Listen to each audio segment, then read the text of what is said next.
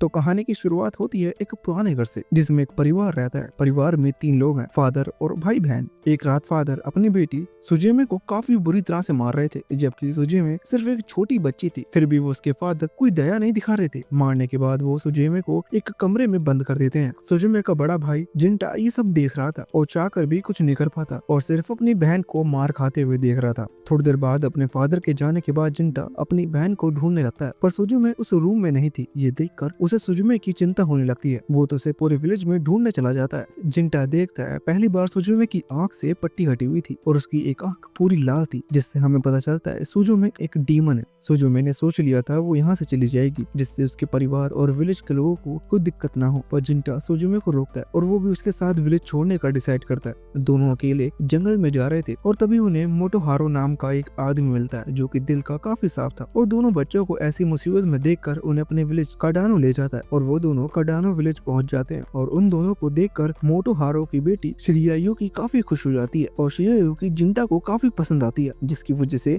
जिंटा श्रियायुकी के सामने आते ही थोड़ा शर्मा जाता है और उससे सही से बात नहीं कर पाता। अब हम देखते हैं कि वो तीनों काफी अच्छे दोस्त बन जाते हैं और साथ में काफी मजे भी करते हैं। तीनों को एक दूसरे का साथ काफी अच्छा लगता है और पूरा दिन साथ में रहते हैं। फिर जिंटा को पता चलता है कि श्रियायुकी की मदर इस विलेज की गार्ड है और वो विलेज के फायर गार्ड की रिइंकार्नेशन है, जिसकी वजह से उनके सिर्फ विलेज के चीफ और सेंटिनल्स को ही उनसे मिलने की परमिशन है। श्रियायुकी थोड़ी दुखी रहती है क्योंकि इस वजह से वो तक अपनी मदर से नहीं मिल पाती और काफी टाइम से उसने अपनी मदर को देखा तक नहीं है। हालांकि मोटोहारो उनसे मिल सकता है क्योंकि वो एक सेंटिनल है और एक सेंटिनल की ड्यूटी होती है कि वो अपने गार्ड और अपने विलेज के लोगों को डीमन से बचाएं। जिंटा श्रियायुकी का थैंक्स कहता है क्योंकि उसकी मदर के कहने पर ही वो दोनों वहाँ पर आ रहे थे। अब ऐसे देखते देखते 3 साल बीत जाते हैं और अब सभी पहले से थोड़े बड़े हो चुके हैं और जिंटा मोटोहारो के साथ शॉर्ट ट्रेनिंग भी शुरू कर चुका है, जिसमें वो काफी मेहनत कर रहा है क्योंकि वो भी मोटोहारो के जैसे एक सेंट्रल बनना चाहता है। पर जिंटा को लग रहा था कि उसकी प्रोग्रेस काफी स्लो हो रही है क्योंकि वो काफी दिनों से ट्रेनिंग कर रहा है लेकिन अभी भी ज्यादा कुछ नहीं कर पाया था, जिसकी वजह से जिंटा थोड़ा निराश भी दिख रहा था और ये चीज मोटोहारो भी नोटिस करता है और जिंटा के पास आकर उसे समझाता है कि उसकी प्रोग्रेस बिल्कुल सही चल रही है। साथ ही जिंटा के अंदर शॉर्ट टेक्निक सीखने की इच्छा है जो हर किसी में नहीं होती। हालांकि मोटोहारो को यकीन है कि एक दिन जिंटा काफी अच्छा स्वॉर्डमैन बनेगा। ये सुनकर जिंटा को थोड़ा सा अच्छा फील होता है और श्रियायुकी भी जिंटा को हौसला देती है कि उसे भी भरोसा है कि जिंटा एक दिन काफी स्ट्रॉन्ग बनेगा। श्रियायुकी की बात सुनकर जिंटा थोड़ा शर्मा जाता है पर वो वापस से जी जान के साथ ट्रेनिंग करने के लिए तैयार था। अब हम काफी टाइम बाद का सीन देखते हैं जहाँ अब जिंटा एक सेंटिनल बन चुका है और यही नहीं, जिंटा अपनी मेहनत के दम पर सबसे स्ट्रॉन्ग सेंटिनल बन चुका है और वो अब विलेज की नई गार्ड श्रियायुकी की रक्षा करता है। जिंटा अभी एक डीमन को मार कर आया था और वो उसके बारे में बता रहा था। जिंटा बताता है वो डीमन इंसान की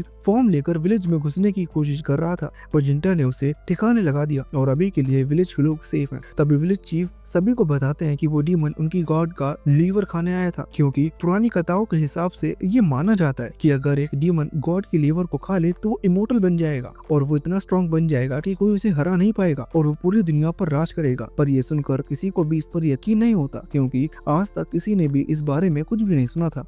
फिर चीफ बताते हैं कि श्रियायुकी की मदर पर भी इसी वजह से अटैक हुआ था। वो डीमन श्रियायुकी की मदर का लीवर खाना चाहता था पर मोटोहारो ने उस डीमन का अकेला सामना किया और अपनी गॉड को बचाने के लिए खुद की जान कुर्बान कर दी। तभी हम क्यूमासा नाम के एक और सेंटिनल को देखते हैं। वो विलेज चीफ का बेटा है और वो जिंटा की बेइज्जती करने लगता है। जिंटा भी अपनी बेइज्जती पर चुप नहीं रहता और उससे उल्टा जवाब देता है, जिससे क्यूमासा काफी गुस्से में आ जाता है। पर तभी श्रियायुकी उन दोनों को शांत होने का कहती है और दोनों को एक दूसरे से माफी मांगने का भी कहती है। फिर सभी चले जाते हैं और श्रियायुकी जिंटा से नॉर्मल लोगों की तरह बात करने के लिए उसके पास आ जाती है पर जिंटा उसे ऐसे ना करने की कहता है क्योंकि अब श्रियायुकी एक काफी रिस्पेक्टेड पोजीशन पर है। पर जब जिंटा उससे नॉर्मली बात नहीं करता तो उससे गुस्सा हो जाती है। जिंटा को भी पता था कि श्रियायुकी इतनी आसानी से नहीं मानने वाली, इसलिए वो उससे नॉर्मल बात करने के लिए मान जाता है। तभी श्रियायुकी जिंटा को बताती है कि सुजुमे भी उससे मिलने के लिए आई है क्योंकि जिंटा काफी टाइम से घर नहीं आया था, जिसकी वजह से सुजुमे को जिंटा की चिंता हो रही थी और उसे समझ में नहीं आ रहा था कि उसे क्या करना चाहिए, इसलिए वो श्रियायुकी के पास आ गई। श्रियायुकी ने उसे अपने पास रख लिया था। हम देखते हैं कि इतने साल बीत जाने के बाद भी सुजुमे अभी भी एक बच्ची ही थी। सभी को लगता है कि ऐसा उसकी डीमन होने की वजह से। फिर जिंटा सुजुमे को समझाने लगता है कि आम लोगों का यहाँ आना सख्त मना है, वो ऐसे ही कभी भी यहाँ नहीं आ सकती। साथ ही अगर किसी ने उसे देख लिया तो पता नहीं वो सभी सुजुमे के साथ क्या करेंगे। तभी जिंटा देखता है कि कोई वहाँ पर आ रहा है, इसलिए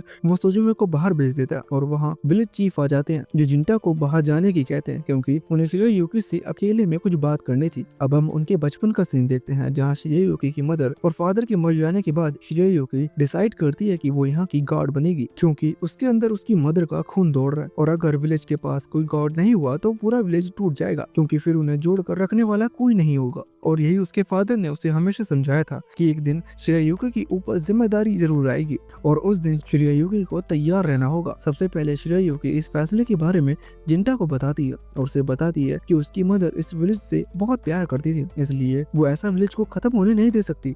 पर शिरायुकी की गॉड बनने के बाद जिंटा उससे नहीं मिल पाएगा और उसे हमेशा अकेला रहना होगा। पर जिंटा कहता है वो विलेज का सबसे स्ट्रॉन्ग सेंटिनल बनेगा और शिरायुकी से वापस जरूर मिलेगा। ये सुनकर शिरायुकी को काफी अच्छा लगता है और अब वो अपने फैसले को पक्का कर लेती है। अब प्रेजेंट में हम देखते हैं कि दो डीमंस ने सुजुमे पर नजर रखी थी और वो उसे लेकर कोई प्लान बना रहे थे। अगले दिन जिंटा को आधे घंटे की छुट्टी मिली थी और वो घर पर आराम कर रहा था, जिससे सुजुमे तो बहुत खुश लग रही थी क्योंकि अपने भाई के साथ टाइम स्पेंड करने का मौका उसे कम ही मिलता है और वो उसके पास ही बैठ जाती है। तभी वहाँ शिरायुकी भी आ जाती है और उसे वहाँ देखकर जिंटा काफी हैरान हो जाता है और उसे समझाने लगता है कि ऐसे वो कभी भी टेंपल से बाहर नहीं जा सकती, ये उसके लिए खतरनाक हो सकता है। साथ ही अगर किसी ने उनकी गॉड को बाहर घूमते हुए देख लिया और उसे पहचान लिया तो शिरायुकी और जिंटा दोनों के ऊपर काफी सवाल आ सकते हैं। पर शिरायुकी बताती है उसने चीफ से परमिशन ले ली है, इसलिए उसे चिंता करने की जरूरत नहीं है। चीफ का नाम सुनकर जिंटा शांत हो जाता है और अंदर ही अंदर जिंटा भी जानता था कि शिरायुकी भी एक नॉर्मल लड़की की तरह जिंदगी जीना चाहती है, इसलिए जिंटा जितना हो सके उसकी अपनी तरफ से शिरायुकी को खुश करने की कोशिश करता है। जिसके बाद वो सभी सुबह का खाना खा रहे थे और सुजुमे जिंटा के बनाए बेकार खाने की बुराई करने लगता है और जिंटा उसे थप्पड़ मारने की कहने लगता है। पर ये सुनकर सुजुमे और शिरायुकी दोनों हंसने लगते हैं क्योंकि उन्हें अच्छे से पता था कि जिंटा चाहकर भी सुजुमे को नहीं मार सकता और जिंटा चाहकर भी सुजुमे को नहीं मार पाता, क्योंकि सुजुमे का प्यारा चेहरा देखकर जिंटा का सारा गुस्सा खत्म हो जाता है। और वैसे भी जिंटा ने हमेशा से सुजुमे को सिर्फ रक्षा की है तो वो खुद सुजुमे को कैसे मार सकता है। जिसके बाद जिंटा और शिरायुकी बाहर घूमने लगते हैं और इस बात से सुजुमे काफी खुश होती है क्योंकि सुजुमे जानती थी कि जिंटा और शिरायुकी एक दूसरे को पसंद करते हैं। साथ ही सुजुमे खुद भी चाहती थी कि वो दोनों जल्द से जल्दी अपने दिल की बात एक दूसरे को बता दें और साथ आ जाएं। अब जिंटा और शिरायुकी साथ बाहर घूम रहे थे और विलेज वाले भी उन दोनों को साथ देखकर काफी हैरान थे, क्योंकि भले ही शिरायुकी बचपन से वहीं रहती थी पर कई सालों से किसी ने भी शिरायुकी को नहीं देखा था, जिसकी वजह से वो उसे नहीं पहचान पा रहे थे। उनके लिए शिरायुकी सिर्फ एक खूबसूरत लड़की थी और वो भी ऐसे इंसान के साथ घूम रही है जो सबसे स्ट्रॉन्ग है और उनकी रक्षा करता है। इसी वजह से विलेज वाले भी जिंटा की काफी इज्जत करते हैं क्योंकि जिंटा ने कई लोगों की जान बचाई है। फिर हम देखते हैं शिरायुकी की बेस्ट फ्रेंड भी उसके सामने आ जाती है पर वो भी शिरायुकी को नहीं पहचान पाती, जो कि अच्छी बात है। पर इससे शिरायुकी को ज्यादा अच्छा नहीं लगता क्योंकि बचपन से शिरायुकी पूरा दिन उसके साथ खेलती रहती थी। अब वो दोनों शिरायुकी के पेरेंट्स के बारे में बात करने लगते हैं और एक दूसरे से वादा करते हैं कि वो भी शिरायुकी के पेरेंट्स की तरह इस विलेज की रक्षा करेंगे चाहे कुछ भी हो जाए। अब वो दोनों उसी जगह पर आ जाते हैं जहाँ शिरायुकी ने गॉड बनने की कसम खाई थी और शिरायुकी जिंटा को बताती है कि विलेज चीफ ने उससे एक बच्चा पैदा करने का कहा है, जिससे अगर आगे चल के शिरायुकी को कुछ हो जाता है तो उनके पास उनका अगला गॉड रहेगा। साथ ही चीफ ने शिरायुकी को क्यूमासा से शादी करने का कहा है क्योंकि क्यूमासा इसी विलेज का है और एक सेंटिनल भी है। फिर आगे चलकर वो क्यूमासा को ही अगला चीफ बना देंगे। जिंटा कुछ कहता है इससे पहले शिरायुकी जिंटा को बता देती है कि वो बचपन से ही उससे कितना प्यार करती थी और वो उसके साथ कहीं दूर भाग जाना चाहती है और उसे पता है जिंटा ऐसा कभी नहीं करेगा क्योंकि उससे प्यार नहीं करता और उनके विलेज को बचाने की कसम भी खाई है। अब पहली बार जिंटा अपने दिल की बात शिरायुकी को बता देता है और बताने लगता है कि वो उससे तब से प्यार करता है जब उसने पहली बार शिरायुकी को देखा था और जब से उसने अपनी जिंदगी सिर्फ शिरायुकी के साथ बिताने का ही सपना देखा है। पर अब जिंटा शिरायुकी को समझाता है कि अगर वो यहाँ से दूर भाग भी जाते हैं तो वो अपनी लाइफ का पर्पस खो देंगे और उन्हें कुछ हासिल नहीं होगा। हालांकि अपनी जिंदगी के पर्पस के लिए वो दोनों अपने प्यार को हमेशा के लिए दफना देते हैं और वापस से कसम खाते हैं कि वो हमेशा सिर्फ विलेज की रक्षा करेंगे। अगले दिन चीफ को विलेज में डीमंस के होने का पता चलता है और वो जिंटा को डीमंस को मारने का ऑर्डर देते हैं। जिंटा मिशन एक्सेप्ट करता है और जाने लगता है पर रास्ते में क्यूमासा उसे रोकता है और जिंटा को पकड़कर उसे पूछने लगता है कि वो उसकी और शिरायुकी की शादी से खुश कैसे है, क्योंकि अंदर ही अंदर ये बात सभी को पता है कि शिरायुकी और जिंटा एक दूसरे को पसंद करते हैं और शिरायुकी की शादी की बात सुनकर भी उसने कुछ भी नहीं कहा। पर जिंटा सिर्फ इतना कहता है कि यही विलेज के लिए सही है। अब हम वापस से उन्हीं डीमंस को देखते हैं जिसमें से एक डीमन सुजुमे के पास चली जाती है और दूसरा डीमन जिंटा से फाइट करने लग जाता है। जैसे ही वो डीमन जिंटा के सामने आता है जिंटा फाइट करने के लिए तैयार हो जाता है और दोनों फाइट करने लगते हैं। जिंटा काफी स्ट्रॉन्ग था पर वो डीमन भी कम स्ट्रॉन्ग नहीं था। काफी अटैक के बाद जिंटा उस डीमन का एक हाथ काटने में कामयाब हो जाता है और उस डीमन को तो फाइट में और ज्यादा मजा आने लगता है और वो डीमन बताता है कि आज से पहले वो कभी जिंटा जैसे इंसान से नहीं लड़ा। फिर वो डीमन जिंटा से पूछता है वो क्यों डीमंस को खत्म करना चाहता है, उसका स्वॉर्ड उठाने का रीजन क्या है। जिंटा बताता है वो हर उस डीमन को खत्म कर देगा जो उसे और उसकी फैमिली को नुकसान पहुंचा सकते हैं। अब वो डीमन सुजुमे के पास पहुंचते हैं और सुजुमे उस डीमन को चाहने को कहती है, जिससे वो डीमन समझ जाती है कि सुजुमे अभी भी पूरी तरह से डीमन नहीं बनी है और ये जिंटा की वजह से हुआ है, क्योंकि जिंटा ने अपनी बहन को इतना प्यार दिया है कि वो कभी डीमन में पूरी तरह से बदल ही नहीं पाई। वो डीमन इस बात का फायदा उठाती है और सुजुमे को बताती है कि एक डीमन उसके भाई को मारने वाला है, इसलिए उसे अपने भाई को बचाने जाना चाहिए। पर सुजुमे शुरुआत में तो मना करती है, पर फिर वो डीमन सुजुमे को फ्यूचर का एक सीन दिखाती है जहाँ शिरायुकी क्यूमासा के साथ मिलकर जिंटा को धोखा दे रही होती है। ये देखकर सुजुमे डीमन के साथ चलने के लिए मान जाती है। यहाँ वो डीमन जिंटा पर भारी पड़ रहा था, पर जिंटा उससे पूछता है कि वो क्यों इंसान को मारना चाहता है, जिस पर डीमन बताता है कि उसने कभी भी इस बारे में सोचा नहीं, उसे बस मजा आता है और हर डीमन का यही नेचर होता है। अब जिंटा उससे फाइट करने के लिए वापस खड़ा हो जाता है, पर अब की बार वो डीमन जिंटा का एक हाथ काट देता है और उसकी स्वॉर्ड भी तोड़ देता है। पर जिंटा अपने स्वॉर्ड से एक टुकड़े का यूज करके उस डीमन के दिल में मार देता है, जिससे वो डीमन मरने लगता है। अब मरते हुए वो डीमन बताता है कि वो यहाँ सबसे स्ट्रॉन्ग डीमन से मिलने आए हैं जो इसी विलेज में है। जिंटा समझ जाता है कि वो उसकी सिस्टर के लिए यहाँ पर आए हैं। जिंटा तुरंत ही वहाँ से जाने लगता है, पर वो डीमन अपने कटे हाथ से जिंटा को पकड़ लेता है और उससे पूछने लगता है कि जिन लोगों को प्रोटेक्ट करने के लिए उसने अपनी स्वॉर्ड उठाई है, लेकिन तब क्या होगा जब वो लोग उसकी प्रोटेक्शन के काबिल नहीं होंगे, क्या तब भी वो अपनी स्वॉर्ड उठाएगा। इधर क्यूमासा शिरायुकी के साथ जबरदस्ती कर रहा होता है जिससे वो शिरायुकी से बदला ले सके कि वो जिंटा से कितना प्यार करती है, जिससे क्यूमासा जिंटा को फंसवा सके और अपना गुस्सा निकाल सके। पर शिरायुकी और जिंटा ने पहले ही विलेज की भलाई के लिए सब डिसाइड कर लिया था, इसलिए वो क्यूमासा के साथ एक होने के लिए मान जाती है। पर तभी वो डीमन सुजुमे को लेकर वहाँ आ जाती है, जिससे वो सुजुमे को देख सके कि शिरायुकी जिंटा को धोखा दे रही है। यहाँ जिंटा को होश आ चुका था और वो देखते है कि उसका कटा हाथ ही वापस आ गया, पर अब वो कुछ सोच पाता इससे पहले ही वो देखता है कि विलेज में आग लग चुकी थी और वो सुजुमे को बचाने के लिए विलेज में जाने लगता है। पर यहाँ सुजुमे का दिल टूट चुका था और वो शिरायुकी को बताने लगती है कि उसके जिंटा के पास की वजह से उसने हमेशा से जिंटा को खुद से दूर रखा है और हमेशा बच्ची बनकर रही है, पर अब वही जिंटा को धोखा दे रही है। शिरायुकी बताती है कि वो ये सब विलेज के लिए कर रही है और जिंटा को भी इस बारे में पता है और उसने भी हमेशा सिर्फ विलेज के बारे में सोचा है, पर सुजुमे को कुछ समझ में नहीं आ रहा था और उसे सिर्फ शिरायुकी का धोखा दिख रहा था। फिर वो डीमन सुजुमे के कान भरने लगती है और उसे मार देने का कहती है। अब पहली बार सुजुमे अपने डीमन फॉर्म में आ जाती है और बड़ी हो जाती है। क्यूमासा बीच में आ जाता है, पर वो डीमन उसे बाहर ले जाती है और सुजुमे से शिरायुकी को उसी स्वॉर्ड से मारने का कहती है, जिससे उसे पूरा विलेज पूछता है। तभी जिंटा वहाँ आ जाता है और शिरायुकी को गले लगा लेता है और शिरायुकी को परेशान ना होने की कहने लगता है, लेकिन तभी शिरायुकी का गला कट जाता है, जिससे गुस्से में आकर जिंटा सुजुमे को मारने आगे बढ़ता है। पर जैसे ही उसे पता चलता है कि वो डीमन उसकी छोटी बहन है, वो रुक जाता है और जिंटा उससे पूछने लगता है कि उसने शिरायुकी को क्यों मारा। सुजुमे बताती है कि शिरायुकी ने उसे धोखा दिया था, इसलिए उसे जीने का कोई हक नहीं है और अब वो अपने भाई के लिए उससे अच्छी लड़की ढूंढेगी जो उसे कभी धोखा नहीं देगी। साथ ही अब शिरायुकी मर चुकी है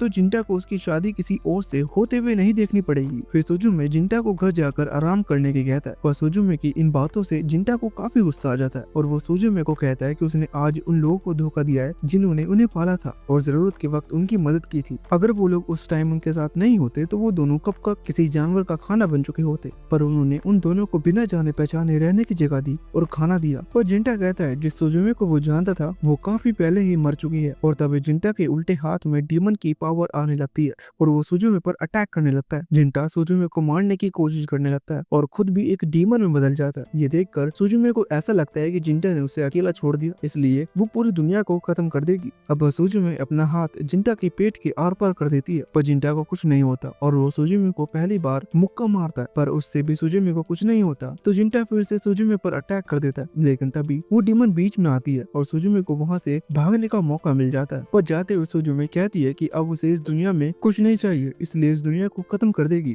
और जिंटा को मारने के लिए आखिरी बार वापस जरूर आएगी। अब सुजुमे वहाँ से चली जाती है और वो डीमन जिंटा को बताती है कि उसने फ्यूचर देखा था जिससे सभी डीमंस खत्म हो जाते हैं, पर अब जब सुजुमे पूरी तरह से डीमन बदल चुकी है तो अब डीमन खत्म नहीं होंगे। इसका मतलब उस डीमन ने सुजुमे का यूज किया जिससे डीमंस का वजूद खत्म ना हो। अब जिंटा शिरायुकी का हाथ पकड़कर जोर जोर से चीखने लगता है और उसे बताने लगता है कि वो उससे कितना ज्यादा प्यार करता है। अब कुछ दिनों बाद जिंटा विलेज से बाहर जाकर डीमंस को रोक कर रहेगा और चाहे जिंटा के अंदर का डीमन उसे मारने की कह रहा हो, पर हो सका तो वो सुजुमे को आराम से शांत करने की कोशिश करेगा। अब विलेज चीफ जिंटा को वो स्वॉर्ड दे देता है जिसकी वो पूरा विलेज पूजा किया करता था, पर अब गॉड के ना होने की वजह से उस स्वॉर्ड को रखने का कोई मतलब नहीं रहा। उस स्वॉर्ड का ओनर बनते ही चीफ जिंटा का नाम बदलकर जिनिया रख देता है। अब चीफ जिंटा से माफी मांगने लगता है क्योंकि ये सब उसी की वजह से हुआ था। अब चीफ बताता है कि वो पहले से जिंटा और शिरायुकी के प्यार के बारे में जानता था, पर क्यूमासा भी शिरायुकी से प्यार करता था और एक बाप होने की वजह से उसने क्यूमासा का साथ दिया और अपने चीफ होने की पावर से गलत यूज किया और शिरायुकी की क्यूमासा से शादी करने के लिए मान गया।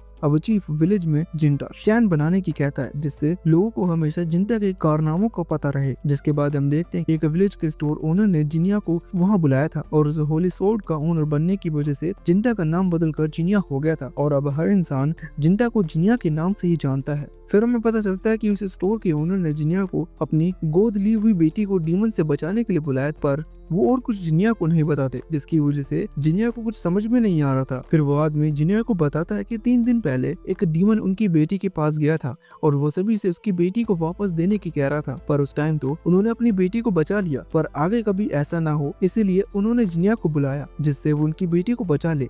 जिनिया बताता है जरूर वो डीमन स्टोर ओनर की बेटी को अपनी बेटी समझ रहा होगा, इसलिए वो ऐसा कर रहा है और काफी हाई चांस है कि वो डीमन वापस जरूर आएगा। वो आदमी बताता है कि स्टोर ओनर अपनी बेटी से काफी प्यार करते हैं, इसलिए उन्होंने जिनिया को बुलाया है क्योंकि सभी जानते हैं जिनिया डीमंस को मारने में बेस्ट है। तभी वहाँ स्टोर ओनर की बेटी नात्सु आती है और जिनिया को एक फ्रॉड समझकर जाने की कहने लगती है, पर वो आदमी नात्सुको को बताता है कि उनके फादर ने जिनिया को खुद चुना है, इसलिए वो सभी जिनिया पर भरोसा कर सकते हैं और वैसे भी उन्हें जितनी हेल्प मिल सके सब ले लेनी चाहिए क्योंकि कुछ नहीं पता वो डीमन अगली बार नात्सुको को ले जाने के लिए क्या करेगा, पर नात्सुको इसके लिए मना कर देती है। अब उसी रात वो आदमी नात्सुको की रूम के बाहर पहरा दे रहा था, पर फिर भी नात्सु डर के मारे सो नहीं पा रही थी। नात्सु को लगता है कि उसके साथ कोई बेकार का मजाक कर रहा है क्योंकि अगर ऐसा ना होता तो उसके फादर किसी अच्छे इंसान को उसका बॉडीगार्ड बनाकर लाते, ना कि जिनिया जैसे किसी को, और उसने जिनिया को भी भगा दिया, इसलिए वो आदमी बाहर अकेले पहरा दे रहा था। पर वो आदमी नात्सु को समझाने की कोशिश करता है कि ये कोई मजाक नहीं है और उसके फादर उससे बहुत प्यार करते हैं, इसलिए उन्होंने बेस्ट इंसान को भी बुलाया था। लेकिन तभी नात्सु को वो डीमन सुनाई देने लगता है जिनकी वजह से नात्सु जोर जोर से चिल्लाना शुरू कर देती है और तभी वो डीमन बाहर आ जाता है और उस आदमी को पकड़ लेता है। डर के मारे वो आदमी भी कुछ कर नहीं पाता और वो डीमन जोर जोर से कहने लगता है कि मुझे मेरी बेटी वापस दो। वो डीमन नात्सु के पास जाने लगता है, पर वो डीमन नात्सु तक पहुंचता इससे पहले ही जिनिया वहां आकर उस डीमन का हाथ काट देता है। जिनिया उस डीमन का नाम पूछता है, पर वो डीमन सिर्फ उसकी बेटी को वापस कर देने की कह रहा था, तो जिनिया उस डीमन को बीच में से काट देता है। नात्सु जिनिया को वहां देखकर हैरान हो जाती है और मन ही मन अपने आप को कोसने लगती है क्योंकि उसके इतना कुछ कहने के बाद भी जिनिया वापस आ गया और उसकी मदद भी। फिर नात्सु जिनिया से पूछती है कि क्या वो डीमन मर गया। जिनिया बताता है डीमंस के मरने पर व्हाइट धुंध हो जाती है, पर अभी ऐसा कुछ भी नहीं हुआ, इसका मतलब वो डीमन वापस जरूर आएगा। अब अगले दिन वो आदमी वापस से जिनिया से नात्सु को प्रोटेक्ट करने की कहता है क्योंकि वो भी अब समझ गया था कि सिर्फ जिनिया ही एक ऐसा इंसान है जो नात्सु को बचा सकता है। पर नात्सु को इतनी बुरी तरह से बेइज्जती करने के बाद जिनिया के मन की उम्मीद कम थी, पर जिनिया मान जाता है। अब जिनिया उस आदमी से नात्सु के बारे में पूछने लगता है और वो आदमी बताता है कि नात्सु स्टोर ओनर के रिलेटिव की बेटी है जिनके मरने के बाद उन्होंने नात्सु को अडॉप्ट कर लिया और जब से नात्सु उनके साथ है। फिर वो आदमी जिनिया से कहता है कि अगर उसे नात्सु के डीमन होने की फिक्र है तो इसे इस बात की चिंता करने की जरूरत नहीं है क्योंकि अगर ऐसा होने के 1% चांस भी होते तो उसके बॉस नात्सु को कभी अडॉप्ट नहीं करते क्योंकि स्टोर ओनर की वाइफ को एक डीमन ने मार डाला था जिसकी वजह से वो हर एक डीमन से नफरत करते हैं। उसी रात नात्सु के फादर उसके लिए एक बॉडीगार्ड के बारे में पूछ रहे थे कि जितना दूसरे उसे स्ट्रॉन्ग बताते हैं वो उतना स्ट्रॉन्ग है भी या नहीं, या लोगों के उसके बारे में सिर्फ बेकार की अफवाह फैल रखी है और असल में वो एक डरपोक हो। पर जब से जिनिया ने नात्सु को बचाया है उसे उस पर पूरा यकीन हो गया था, इसलिए वो अपने फादर के सामने भी जिनिया की तारीफ करती है। अब अपनी बेटी के मुंह से भी जिनिया की तारीफ सुनकर उसके फादर को यकीन हो जाता है कि जिनिया सच में खास है और उन्होंने उसे सेलेक्ट करके कोई गलती नहीं की। अब नात्सु को यकीन हो गया था कि उसके फादर उससे भी काफी प्यार करते हैं। असल में नात्सु के फादर का पहला एक बेटा था जिसे कि डीमन किडनैप करके ले गई थी। उसके बाद उन्होंने नात्सु को गोद ले लिया और नात्सु को ऐसा लगता है कि उसके फादर को अब भी उनके बेटे का इंतजार है, इसलिए उन्होंने नात्सु को गोद लिया। पर अब नात्सु को यकीन हो गया था कि ऐसा नहीं है, वो नात्सु से भी उतना ही प्यार करते हैं जितना वो अपने बेटे से करते थे। अब रात में वो आदमी और जिनिया दोनों नात्सु के रूम के बाहर पहरा दे रहे थे। उस आदमी को लग रहा था कि नात्सु जरूर उससे नाराज होगी क्योंकि पिछली रात जब डीमन आया था तब नात्सु को बचाने के लिए कुछ नहीं कर पाया, लेकिन तभी नात्सु वहाँ आती है और वो आदमी नात्सु से माफी माफी मांगने लगता है, पर नात्सु उसे बिल्कुल भी गुस्सा नहीं थी और माफी मांगने की जगह कल दिन में उसे टाउन में घूमने की कहती है। ये सुनकर वो आदमी भी काफी खुश हो जाता है। अब नात्सु जिनिया से कहती है कि उसके फादर और वो उस पर बहुत भरोसा करते हैं। फिर जिनिया बताने लगता है कि नात्सु के फादर उसे बहुत प्यार करते हैं, लेकिन जैसे ही नात्सु के भाई की बात बीच में आती है, नात्सु थोड़ा गुस्सा हो जाती है और अपने रूम में चली जाती है। अब नात्सु जिनिया से पूछती है कि क्या है कि ह्यूमन और डीमन के बीच में बच्चा हो सकता है, जिस पर जिनिया हाँ करता है और बताता है ऐसे कई केस पहले भी सामने आए हैं। ये सुनकर नात्सु निराश हो जाती है और कहने लगती है तब तो जरूर वो उस डीमन की ही बेटी है जो उसे रोज लेने आता है। पर जिनिया इस पर मना करता है क्योंकि उसे लगता है वो डीमन नात्सु को अपने किसी फायदे के लिए चाहता है, इसलिए वो नात्सु को अपने साथ ले जाना चाहता है, ना कि उसने नात्सु को जन्म दिया। अब जिनिया पूछता है कि क्या किसी को पता है डीमन पैदा कैसे होते हैं। वो आदमी कहता है शायद डीमन भी इंसान की तरह ही पैदा होते हैं, जिस पर जिनिया कहता है कि ये बिल्कुल सच है और डीमन इंसान की निराशा से भी पैदा होते हैं या फिर वो किसी डार्क इमोशन से भी पैदा हो सकते हैं, और जब वो इमोशंस एक सॉलिड फॉर्म में लेते हैं तो वो एक डीमन में बदल जाते हैं। तभी वो डीमन वापस से वहां जाता है और जिनिया उसे मारकर उसका नाम पूछने लगता है, पर वो डीमन को जवाब नहीं दे रहा था। फिर जिनिया नात्सु से पूछता है क्या उसे उस डीमन को मार देना चाहिए, क्योंकि वो डीमन नात्सु के इमोशन से पैदा हुआ है, इसलिए अगर जिनिया उस डीमन को नात्सु की परमिशन के बिना मारेगा तो वो डीमन वापस आता रहेगा। अब हमें पता चलता है कि नात्सु को लगता है कि उसके फादर अभी भी उसके बेटे का इंतजार कर रहे हैं, जिसकी वजह से वो नात्सु पर ज्यादा ध्यान नहीं देते। इसलिए नात्सु ने ऐसी ख्वाहिश की थी कि अगर कोई डीमन उस पर अटैक करेगा तो उसके फादर उस पर ध्यान जरूर देंगे। इससे हमें पता चलता है कि शुरुआत से ही सारी गलती नात्सु की ही है और उसकी वजह से कितने लोग परेशान हो रहे हैं और कितने लोगों को घायल तक होना पड़ा है, जिसकी वजह से नात्सु को लगने लगता है असली डीमन तो वो है, उसे मर जाना चाहिए, क्योंकि अगर वो नहीं होती तो ये सब नहीं होता और सभी अपनी लाइफ में खुश रहते। पर वो आदमी नात्सु को समझाता है कि ऐसा नहीं है और इसमें नात्सु की कोई गलती नहीं है और उसके फादर उसे अपनी असली बेटी जितना ही प्यार करते हैं, इसलिए उसे किसी बात की चिंता करने की जरूरत नहीं है। अब नात्सु को अपनी गलती का एहसास हो जाता है और वो अपनी गलती सुधारने का भी तय करती है, इसलिए वो पूरे मन के साथ जिनिया को उस मॉन्स्टर को मार देने का कहती है। अगले ही पल जिनिया उस मॉन्स्टर को मार देता है और उस मॉन्स्टर के मरते ही उसके अंदर से व्हाइट फॉग निकलने लगता है। ये देखकर नात्सु बिल्कुल रिलैक्स हो जाती है, लेकिन हम देखते हैं कि खतरा अभी भी खत्म नहीं हुआ था और वो मॉन्स्टर वापस आ जाता है। जिनिया को इस बात का पहले से ही पता था, क्योंकि अगर वो डीमन सिर्फ नात्सु की फीलिंग से बना होता तो उसे अभी तक खत्म हो जाना चाहिए था जब नात्सु का दिल चेंज हुआ था। पर यहाँ बात कुछ और है। जिनिया समझ जाता है कि यहाँ एक ही ऐसी इंसान थी जो डीमन में बदल सकती है, जो कि उस स्टोर ओनर की पुरानी वाइफ है, और वो डीमन जिस बेटी को मांग रही है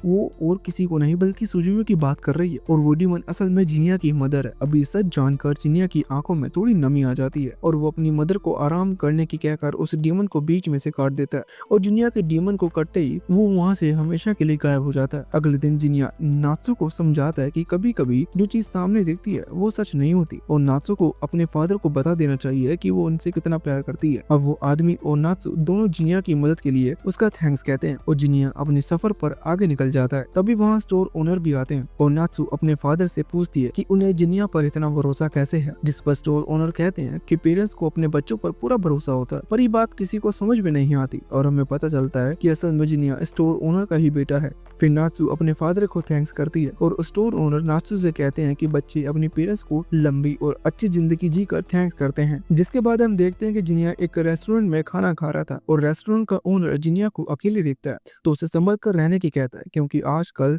उनके इलाकों में काफी कत्ल हो रहे हैं और अगर जिनिया ऐसे अकेली रात में सफर करेगा तो किसी को नहीं पता कि उसके साथ क्या हो सकता है। साथ ही वो बताता है कि आदमियों को वो किलर तुरंत ही मार दे रहा है और औरतों को किडनैप कर रहा है, इसलिए अगर जिनिया के साथ कोई लेडी है तो वो उसका ख्याल रखे। पर जिनिया ज्यादा बात करने वालों में से नहीं था और न ही उस आदमी की बात पर ज्यादा ध्यान देता है। जिनिया चुपचाप खाना खाकर वहाँ से चला जाता है, लेकिन जैसे ही रेस्टोरेंट के ओनर को पता चलता है कि जिनिया डीमन को हंट करता है, वो उसे पूरी बात बताते हैं कि लोगों का कहना है जो कत्ल हो रहे हैं वो डीमन कर रहे हैं। उन्होंने जिनिया को इसलिए पूरी बात नहीं बताई क्योंकि उन्हें लगा जिनिया डर जाएगा, लेकिन अगर जिनिया डीमन को मारता है तो उसे बताने में कोई दिक्कत नहीं है और उल्टा ही बात अच्छी बात होगी कि जिनिया को इसके बारे में पता होना चाहिए, जिससे अगर हो सका तो जिनिया उस डीमन को खत्म कर वहाँ के लोगों की मुश्किल का भी अंत कर देगा। साथ ही वो आदमी बताता है जो लोग गायब हुए हैं उनकी बॉडी का भी अभी कुछ पता नहीं है। अब वो डीमन का नाम सुनकर जिनिया भी उनकी बात पर ध्यान देने लगता है और उस जगह का पता पूछता है जहाँ से वो लोग गायब हुए हैं। पर रेस्टोरेंट के ओनर की बेटी उफ जिनिया को वहाँ जाने से मना करती है, क्योंकि उसे भी ये बात पता है कि वो जगह काफी खतरनाक है और हो सकता है जिनिया वहाँ से कभी वापस ना आए।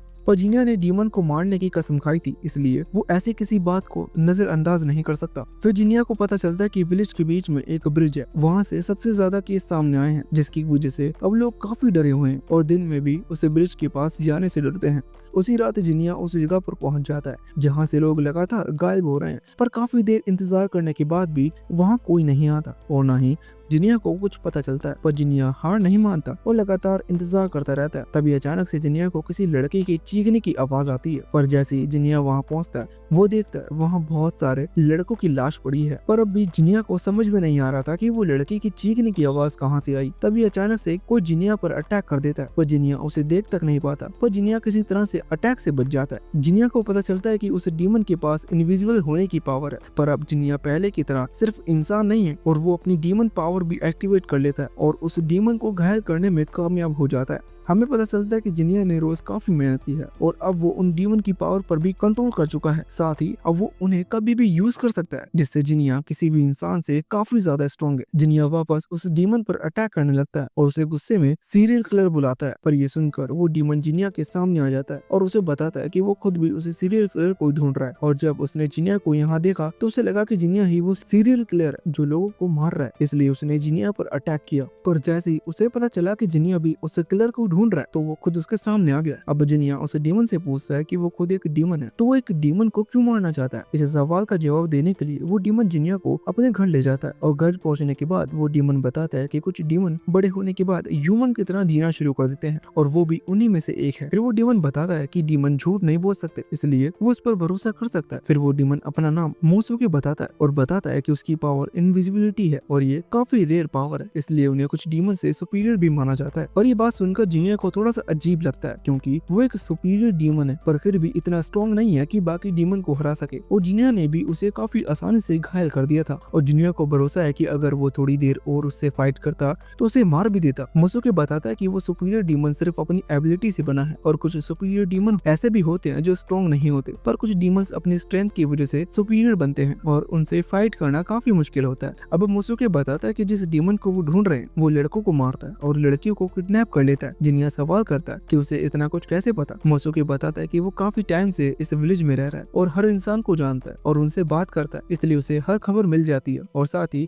वो डीमन मोसुके की वाइफ को भी ले जा चुका है जो कि एक इंसान है। मोसुके की वाइफ कुछ दिन पहले गायब हो गई थी और अब उसकी बॉडी रिवर के किनारे मिली थी। मोसुके अपनी वाइफ से बहुत ज्यादा प्यार करता था और ऐसे अपनी वाइफ को मरा हुआ देखकर वो पूरी तरह से टूट जाता है और अपनी वाइफ की बॉडी के सामने कसम खाता है कि वो उसके कातिल को सजा देकर रहेगा। मोसुके बताता है उसकी वाइफ ने उसके डीमन होने के बाद भी उससे प्यार किया था और वो एक अकेली ऐसी इंसान थी, वो कभी कुछ नहीं छुपाता था और सबसे ज्यादा प्यार करता था। ये सब बताते हुए मोसुके इमोशनल हो जाता है और उसकी आंखों में से आंसू गिरने लगते हैं। अब मोसुके जिनिया से कहता है कि वो उस डीमन को ना ढूंढे क्योंकि वो खुद ही उसे ढूंढकर उसे मार देगा, और जिनिया ऐसा करने से मना कर देता है क्योंकि वो ऐसे किसी डीमन को जिंदा छोड़कर आगे नहीं बढ़ सकता, ये उसके उसूलों के खिलाफ होगा। तो मोसुके जिनिया से कहता है कि वो उस डीमन को साथ मिलकर ढूंढ सकते हैं। पर फिर मोसुके जिनिया के सामने झुककर उससे रिक्वेस्ट करता है कि वो उसे लास्ट में उस डीमन को मारने दे क्योंकि ऐसे ही वो अपनी मरी हुई वाइफ का बदला ले सकता है और उस डीमन को भी समझाएगा कि उसने उसकी वाइफ और इतने बेकसूर लोगों को मारकर सही नहीं किया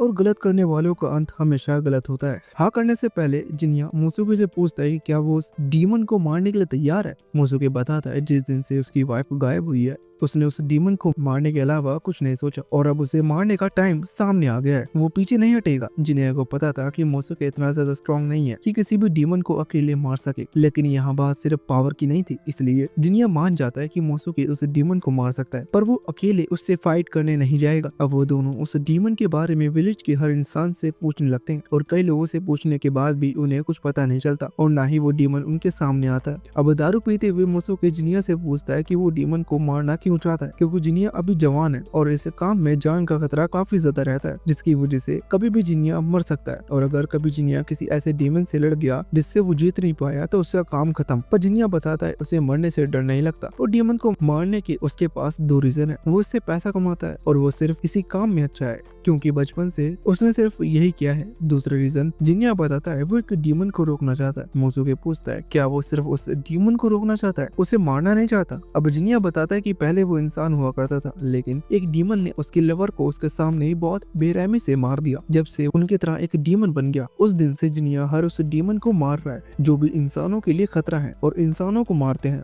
मोसुके पूछता है इतना कुछ होने के बाद भी वो उस एक डीमन को जिंदा क्यों छोड़ना चाहता है। ये सुनकर जिनिया सुजुमे को याद करने लगता है और थोड़ी देर के लिए शांत हो जाता है। फिर जिनिया बताता है वो अभी कुछ नहीं बता सकता, वो इसका फैसला तभी करेगा जब उससे मिलेगा। अब जिनिया मोसुके से पूछता है जब वो अपनी वाइफ का बदला लेगा तो वो क्या करेगा। मोसुके बताता है वो कुछ नहीं करेगा। ये सुनकर जिनिया थोड़ा सा हैरान होता है। मोसुके बताता है उसने इंसानों की तरह रहना इसलिए शुरू किया था क्योंकि उसे लड़ाई झगड़े नहीं पसंद। वो ना ही इंसानों को मारना चाहता है और ना ही अपने जैसे डीमन को मारना चाहता है। मोसुके बताता है उसे सिर्फ एक आराम वाली जिंदगी जीनी है, पर काश वो उसकी वाइफ के साथ हो पाती, लेकिन अब ऐसा नहीं हो सकता। इसलिए जब वो अपना बदला लेगा वो वापस अपनी शांति भरी जिंदगी में लौट जाएगा। हालांकि उसे हमेशा दुख रहेगा कि वो अपनी वाइफ को प्रोटेक्ट नहीं कर पाया, जबकि उसने कसम खाई थी कि वो हमेशा उसे प्रोटेक्ट करेगा। अब जिनिया अपने दिल की बात कहता है और बताता है उसके दिमाग में सिर्फ उसकी सिस्टर के लिए गुस्सा है, जिसकी वजह से वो कभी आराम से नहीं बैठ सकता, और अगर वो बैठना भी चाहे तो ऐसा नहीं कर पाता। उसे पास्ट का हर एक वो सीन याद आने लगता है और उसका गुस्सा बढ़ता चला जाता है। इसलिए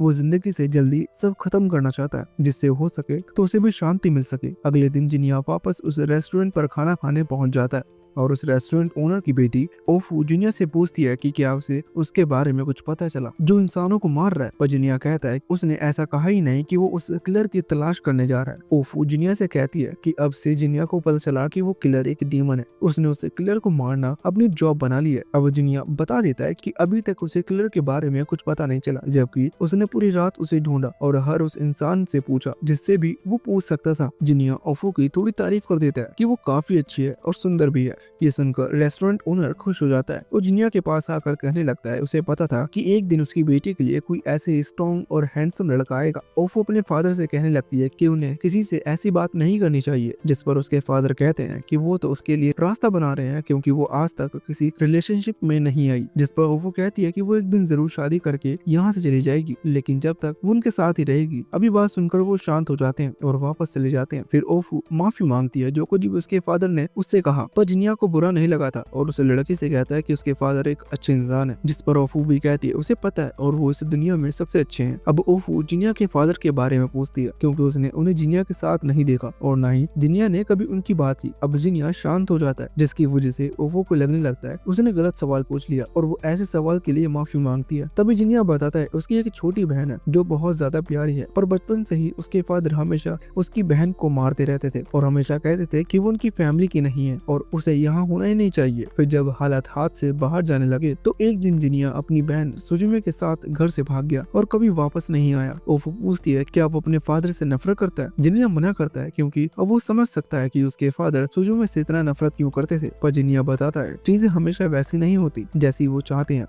और उसी का नतीजा है जो आज जिनिया ऐसे हर विलेज में जाकर डीमंस को खत्म कर रहा है। अब रात से सुबह होने वाली थी और जिनिया लगातार उससे किलर को ढूंढ रहा था। तभी मोसुके भी उसके पास आ जाता है और उसे बताता है उसे किलर के बारे में कुछ नहीं पता चला। वो जिनिया से पूछता है कि उसे कुछ तो पता चला हो, पर जिनिया को भी कुछ नहीं पता था। मोसुके कहने लगता है कि 3 दिन हो चुके हैं और अभी तक उन्हें उस किलर के बारे में कुछ भी नहीं पता चला और ना ही जब से कोई घटना हुई है वो ऐसे ही बिना किसी क्लू के किलर को नहीं ढूंढ सकते। तभी मोसुके के पास ही ओफू दिखती है और वो जिनिया से कहता है कि ऐसे रात में किसी लड़की का बाहर घूमना सेफ नहीं है। अब जिनिया ओफू के पास पहुंच जाता है और वो जिनिया को देखकर हैरान हो जाती है और उससे कहने लगती है कि आज का चांद जितना ज्यादा सुंदर है और उन्हें ऐसी सुंदर रातें रोज देखने को नहीं मिलती। ओफू जिनिया से पूछती है कि क्या वो यहाँ अकेले घूम रहा है, जिस पर जिनिया बताने लगता है कि वो अपने दोस्त के साथ है। पर तभी मोसुके इनविजिबल होकर जिनिया के पास आता है और कहता है कि वो किलर को ढूंढने जा रहा है और जिनिया उस लड़की को उसके घर पहुंचा दे क्योंकि ऐसी रात में अकेली वो सेफ नहीं है। वैसे भी उस डीमन का पहला टारगेट लड़कियां हैं, ऐसे में अगर गलती से ओफू उस डीमन के सामने आ गई तो वो डीमन उसे छोड़ेगा नहीं। जिनिया ओफू से कह देता है वो अकेले घूम रहा था। जिनिया ओफू से पूछता है वो अकेले इतनी रात में बाहर क्या कर रही है। ओफू बताती है वो विलो प्लांट को देखने आई थी क्योंकि इसकी असली सुंदरता रात में ही दिखती है, इसलिए वो बिना इसे देखे रह नहीं सकती। फिर वो दोनों प्लांट्स के बारे में कई सारी बातें करते हैं और उन्हें एक दूसरे की कंपनी भी काफी पसंद आती है। फिर थोड़ी देर बात करने के बाद जिनिया ओफू को घर छोड़ देने की कहता है, क्योंकि अगर ज्यादा देर होगी तो उसके फादर उसके लिए परेशान होंगे।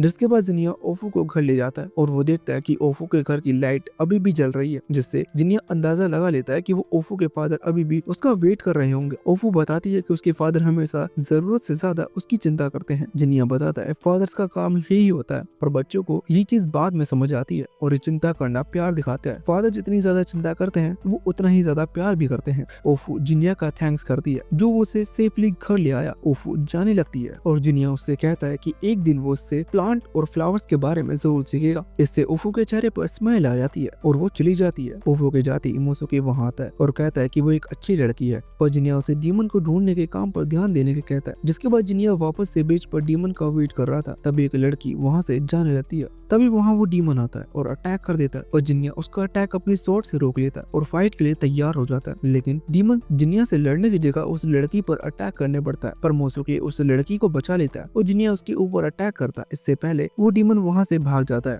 मोसोके उसका पीछा करने लगता है और जिनिया उसे अपना ध्यान रखने की कहता है। जिनिया उस लड़की की मदद करने जाता है और वो लड़की असल में नात्सु थी। जिनिया उसे पहचान नहीं पाता, लेकिन नात्सु जिनिया को तुरंत पहचान लेती है। फिर नात्सु जिनिया को याद दिलाती है कि वो कौन है। जिनिया कहता है वो पहले से काफी बदल चुकी है, पर नात्सु बिल्कुल नहीं बदला था और अब भी वो पहले जैसा ही था। तभी वहाँ नात्सु के साथ वाला आदमी आ जाता है जो डीमन के बारे में सुनकर काफी डर जाता है। जिनिया उन्हें बताता है कि वो अभी भी डीमन को ढूंढता है और वो यहाँ एक डीमन की तलाश में आया है, पर वो डीमन नात्सु पर अटैक करके भाग गया। फिर जिनिया वहाँ से जाने लगता है और नात्सु के साथ वाला आदमी जिनिया को बताता है कि अगर वो डीमन को ढूंढ रहा है तो उसे ओल्ड टेम्पल जाना चाहिए, क्योंकि लोगों का कहना है वो रोज वहाँ से औरतों की अजीब आवाजें सुनते हैं। जिसके बाद हम देखते हैं कि मोसोके अभी भी उस डीमन का पीछा कर रहा था और उस डीमन ने एक लेडी को भी पकड़ लिया था, जिससे मोसोके को अपनी वाइफ की याद आ रही थी। मोसोके को लग रहा था कि वो डीमन उसकी वाइफ को भी ऐसे ही बेरहमी से लेकर गया होगा, जिससे मोसोके का गुस्सा बढ़ जाता है। मोसोके लगातार उसका पीछा करता है और एक खाली जगह पर आ जाता है जहाँ वो डीमन उन किडनैप किए हुए लोगों को खा रहा था। मोसोके चुपचाप डीमन पर अटैक करता है, पर डीमन उसके अटैक से बच जाता है और उल्टा मोसोके को भी घायल कर देता है, जिससे अब मोसोके हिल नहीं पा रहा था। तो वो डीमन मोसोके के सामने आकर अपना खाना खत्म करता है और वहाँ से चला जाता है। कुछ देर बाद जिनिया भी वहाँ पहुंच जाता है और मोसोके को घायल देखकर उसकी मदद करने लगता है, पर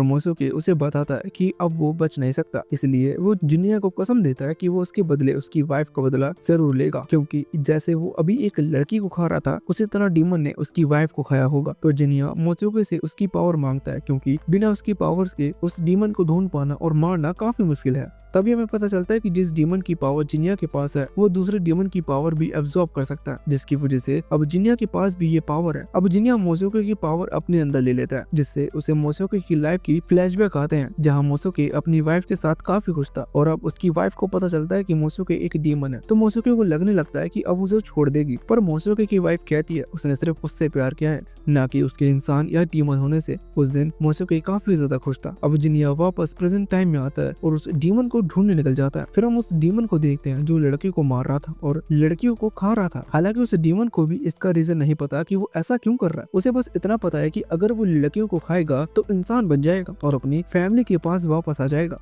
तभी जिनिया वहां आ जाता है और गायब होकर उस डीमन का हाथ काट देता है। पर जिनिया के गायब होने के बाद भी वो डीमन जिनिया पर अटैक कर रहा था, जिसकी वजह से जिनिया उसके सामने आ जाता है और अपनी डीमन पावर से उस डीमन का सर काट देता है। अब जिनिया उस डीमन से पूछता है कि अगर उसने हमेशा लड़कों को मारा है और लड़कियों को खाया है तो मोसोके की वाइफ की बॉडी सही सलामत कैसी मिल गई। जिस पर वो डीमन जिनिया से कुछ कहने की कोशिश कर रहा था, पर जिनिया उसकी बात पर ध्यान नहीं देता और उसकी पावर एब्जॉर्ब कर लेता है। अब जिनिया को फ्लैशबैक से पता चलता है कि वो डीमन असल में मोसोके की वाइफ है और एक रात कुछ लोगों ने उसका फायदा उठाने के बाद उसे मारकर नदी में फेंक दिया, पर मोसोके की वाइफ ने उससे वादा किया था कि वो वापस जरूर आएगी। इसी स्ट्रॉन्ग चाहत की वजह से वो डीमन बदल गई और लड़कियों को खाने लगी, क्योंकि उसे लग रहा था कि लड़कियों को खाने से वो वापस इंसान बन सकती है। ये सब जानकर जिनिया को मोसोके और उसकी वाइफ के लिए बहुत बुरा लगता है, क्योंकि उसे पता भी नहीं था उनसे क्या कुछ हो गया और कुछ लोगों की बेवकूफी की वजह से एक इतना अच्छा परिवार खत्म हो गया और कितने बेकसूर लोगों को कितना कुछ सहना पड़ा। अगले दिन रेस्टोरेंट का ओनर ओफू से पूछ रहा था कि जिनिया अब किस काम में लगा हुआ है, क्योंकि सभी को पता चल गया था कि जिनिया ने उस डीमन को खत्म कर दिया जो रात में लोगों को मार रहा है। ओफू बताती है जिनिया को लगता है कि अभी यहाँ और भी कई मॉन्स्टर बाकी हैं जिन्हें मारना जरूरी है, वरना विलेज के लोग कभी शांति से नहीं रह पाएंगे। जिसके बाद हम देखते हैं कि दो आदमी मोसोके की वाइफ की तरह किसी लड़की का फायदा उठाने की सोच रहे थे, पर जिनिया ने मोसोके की वाइफ की यादों में देख लिया था कि किन लोगों ने उसकी वाइफ को मारा था। तो जिनिया वहाँ पहुँच जाता है और एक ही बार में उन दोनों आदमियों को मार देता है, जिससे मोसोके का बदला भी पूरा हो जाता है। सीन शिफ्ट होता है और हम एक आदमी नाव को देखते हैं जो काफी परेशान लग रहा था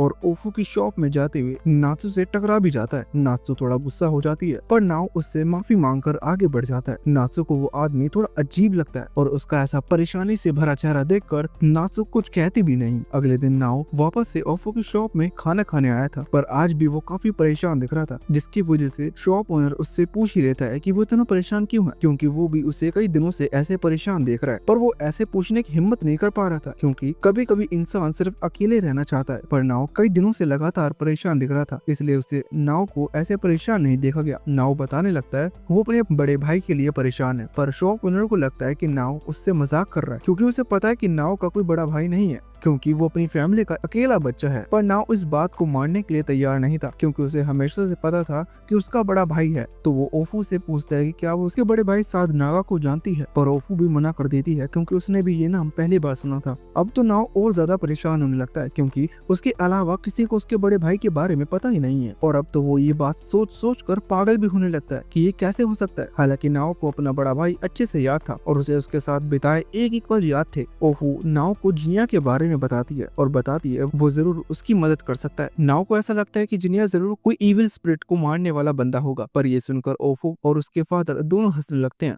ओफू के फादर बताते हैं कि जिनिया एक सामुराई है जिसे दूसरे के काम में दखल देना बहुत पसंद है। वो तीनों ये बात कर ही रहे होते हैं, तभी वहाँ जिनिया आ जाता है और हम देखते हैं कि ओफू और जिनिया काफी अच्छे दोस्त बन चुके हैं और ओफू जिनिया को काफी सारे प्लांट्स के बारे में भी बताने लगती है। तभी नाव जिनिया के पास आ जाता है और उससे पूछता है क्या वो डीमंस और इविल स्पिरिट को मारता है, जिस पर जिनिया हाँ करता है। तो नाव जिनिया से मदद करने की कहता है, पर जिनिया नाव को बताता है कि अगर उसकी प्रॉब्लम डीमन से जुड़ी हुई नहीं है तो वो उसको कोई मदद नहीं कर सकता। ये सुनकर नाव बिना कुछ कहे वहाँ से चला जाता है। नाव ने जाने के बाद ओफू और उसके फादर जिनिया के पास आते हैं और जिनिया को बताते हैं कि कैसे नाव अपने ऐसे बड़े भाई को लेकर परेशान है जो कभी था ही नहीं, और इस वजह से वो कई दिनों से सिर्फ परेशान होकर घूम रहा है और वो कुछ काम सही से नहीं कर पा रहा। अब वो दोनों जिनिया से नाव की मदद करने की रिक्वेस्ट करते हैं। तो कुछ देर सोचने के बाद जिनिया उसकी मदद करने के लिए मान जाता है। अब जिनिया नात्सु से मिलता है और उससे पूछता है वो उस आदमी जेंजी से कब शादी करने वाली है। ये सुनकर नात्सु थोड़ी शर्मा जाती है, क्योंकि उसने शादी के बारे में कुछ सोचा नहीं था और अचानक से जिनिया उसे शादी का पूछ रहा है। ये उसके लिए थोड़ा अजीब है। फिर नात्सु बताती है वैसे भी अगर नात्सु किसी मर्चेंट फैमिली में शादी करेगी तो इससे उसके फादर के बिजनेस को भी काफी मदद मिलेगी। फिर नात्सु जिनिया से पूछती है कि क्या वो कभी शादी नहीं करेगा। जिनिया बताता है वो तो एक आजाद पंछी है और वो किसी की कैद में नहीं रह सकता। नात्सु के इस सवाल से जिनिया को शिरियुकी की भी याद आती है और वो यहाँ से चली जाती है। अगले दिन नाव वापस अपने बड़े भाई को ढूंढने जा रहा था और उसकी मदर उसे ना जाने का कहती है और ये पागलपन बंद करके अपने काम पर ध्यान देने का कहती है, क्योंकि नाव का कोई बड़ा भाई नहीं है। ये बात उनसे ज्यादा अच्छे से कौन जान सकता है। पर नाव को किसी की बात पर यकीन नहीं है, क्योंकि उसे बहुत अच्छे से याद है कि उसका बड़ा भाई है और उसने उसके साथ काफी टाइम बिताया है। फिर नाव अपनी मदर से कहता है कि एक बार वो अपने बड़े भाई को ढूंढ ले तो सारे काम खत्म कर देगा, जिनसे वो कभी दूर नहीं भाग रहा। नाव जैसे ही वो बाहर आता है वो जिनिया को खड़ा देखता है। जिनिया नाव को बताता है कि वो उसकी मदद करने के लिए तैयार है, लेकिन साथ ही जिनिया उसे ये भी बताता है कि जरूरी नहीं है कि उसकी मदद करने से उसका भाई मिल जाए और सब सही हो जाए, इसलिए वो उससे ज्यादा उम्मीद न रखे। पर नाव इतनी सी बात से खुश था कि कोई उसकी मदद करने के लिए मान गया, क्योंकि इससे पहले सभी नाव को रुक जाने की कहते हैं, क्योंकि किसी को यकीन नहीं था कि उसका बड़ा भाई भी है। उल्टा कुछ लोगों को तो नाव पागल भी लगने लगा था। अब वो दोनों ओफू के रेस्टोरेंट में आते हैं, जहां नाव जिनिया से उसकी सोड के बारे में पूछता है, क्योंकि उसने ऐसी दिखने वाली सोड आज से पहले कभी नहीं देखी और वो सिर्फ सोड को देखकर ही बता सकता है कि वो कितनी ज्यादा स्ट्रॉन्ग होगी। जैसे ही जिनिया बताता है कि वो एक ब्लैक स्मिथ विलेज में रहता था, नाव समझ जाता है कि जिनिया कडानो विलेज से है और सोड्स के बारे में जानना नाव की हॉबी थी, इसलिए वो सोड का नाम पूछने लगता है। नाम जानने के बाद नाव समझ जाता है कि उस सोड को खास डीमंस को मारने के लिए ही बनाया गया है और ऐसी दुनिया में बहुत कम ऐसे सोड है जिन्हें डीमन किलिंग के लिए बनाया गया है, इसलिए जिनिया की सोड बहुत कीमती है। अब नाव जिनिया से एक बार उसे वो सोड छूने देने की कहता है, पर अब जिनिया नाव को सोड से हटाकर उसके भाई के बारे में बताने की कहता है। अब नाव अपने भाई के बारे में बताने लगता है कि वो कैसा दिखता है और उसे क्या पसंद है और नापसंद था।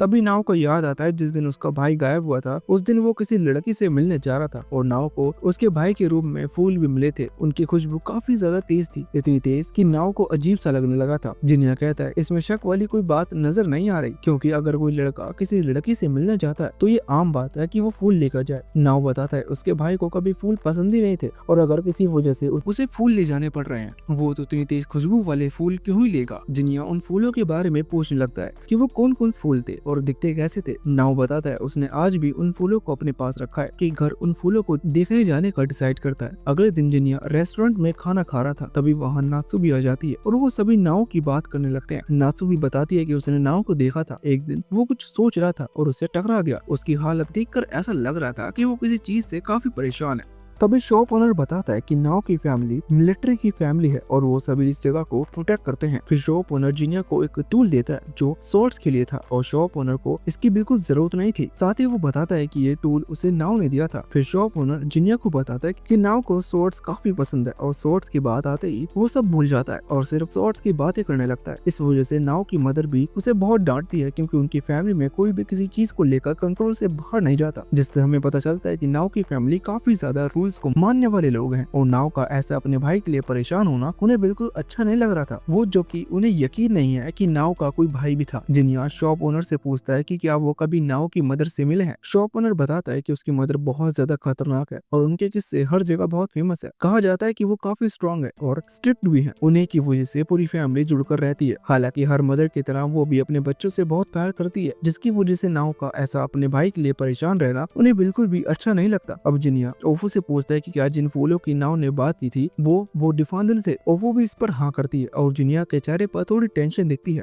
अब शाम को जिनिया नाव के घर आता है और नाव की मदर बहुत आदर से जिनिया का वेलकम करती है, क्योंकि जिनिया के आने से नाव के चेहरे पर खुशी दिख रही थी, जिससे नाव की मदर काफी खुश थी, क्योंकि उन्होंने काफी टाइम से नाव को खुश नहीं देखा था। फिर नाव उन फूलों को जिनिया को दिखाता है और जिनिया उन्हें देखते ही समझ जाता है कि वो फूल डिफांदिल ही है। अब जिनिया नाव को बता देता है कि डिफांदिल उन्हीं जगह पर रुकते हैं जहाँ डीमन रहते हैं, और जिस लड़की से नाव का भाई साधनागा मिलने जा रहा था वो जरूर कोई डीमन होगी, और वो लड़की साधनागा को अपने साथ ही किसी दूसरी जगह पर ले गई। और फिर जिनिया नाव को उसके भाई का रूम दिखाने का कहता है और खुद इनविजिबल होकर उसके पीछे आता है, क्योंकि अगर जिनिया नॉर्मल उसके साथ जाएगा तो शायद वो डीमन उसके सामने ना आए। नाव जैसे ही अपने भाई के रूम में जाता है वो उस फूल की खुशबू की वजह से तुरंत बेहोश हो जाता है। फिर नाव एक लड़की को देखता है जिसके घर में आग लग जाती है, और वो आग इतनी ज्यादा बढ़ जाती है कि पूरे विलेज में भी आग लग जाती है, जिसकी वजह से पूरे विलेज में सिर्फ कुछ ही लोग जिंदा बचते हैं। जब उस लड़की को होश आता है वो देखती है उसने हर किसी को खो दिया और वो अपनी फैमिली में अकेले ही बची है। उस लड़की के दुख और गुस्से की वजह से वो एक डीमन में बदल जाती है। कुछ साल बाद वो लड़की देखती है जहाँ उसका घर था वहाँ नाव की फैमिली ने अपना घर बना लिया है, और वो ये देखकर रोने लगती है और दुआ करती है कि वो अपनी फैमिली के पास वापस आ सके।